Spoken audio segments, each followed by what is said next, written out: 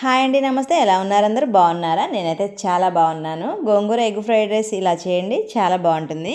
అరగంట ముందే నానబెట్టిన బియ్యంలో 1 స్పూన్ ఉప్పు, 1 స్పూన్ నూనె వేసి ఉడికించుకోవాలి. అన్నం ఉడికాక ఇలా చిల్లులు గిన్నెలోకి వార్చుకొని మూత పెట్టి పక్కన ఉంచాలి.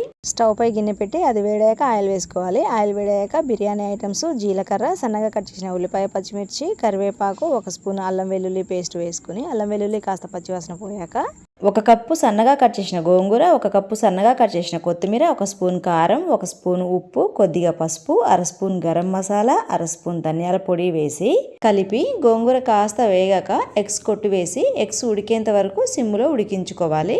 ఎగ్స్ ఒకవైపు ఉడికాక తిప్పేసి రెండో వైపు కూడా ఉడికించుకోవాలి.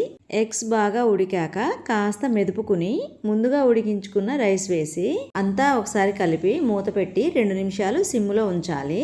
2 నిమిషాలు అయ్యాక స్టవ్ ఆఫ్ చేస్తే సరిపోతుంది. చాలా టేస్టీగా ఉండే గోంగూర ఎగ్ ఫ్రైడ్ రైస్ రెడీ అయినట్టే. ఒకసారి ట్రై చేయండి. వీడియో చూసి అలాగే వెళ్ళిపోకుండా నా ఛానల్ని సబ్స్క్రైబ్ చేసుకోవచ్చుగా.